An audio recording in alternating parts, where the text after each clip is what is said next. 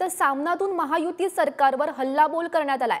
शिंदे अजित पवार गट कोणत्या चिन्हावर लढणार हे भाजपचं हायकमांड ठरवणार असल्याचं सामनातून म्हणण्यात आलंय आणि कलंकित चेहऱ्यांना उमेदवारी न देण्याचं फरमान आल्यास शिंदे पवारांची अडचण होईल असं सुद्धा या सामनातून म्हणण्यात आलंय।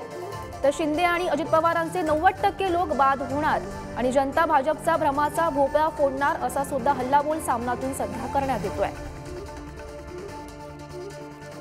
तर महत्त्वाची बातमी आपण सध्या पाहतोय। तर सामनातून महायुती सरकारवर हल्लाबोल करण्यात आलाय। शिंदे अजित पवार गट कोणत्या चिन्हावर लढणार हे भाजपचं हायकमांड ठरवणार असा हल्लाबोल सामनातून करण्यात आलाय। तर कलंकित चेहऱ्यांना उमेदवारी न देण्याचं फरमान आल्यास शिंदे पवारांची अडचण होईल। शिंदे आणि अजित पवारांचे 90% लोक बाद होणार असा हल्लाबोल सामनातून करण्यात आलाय।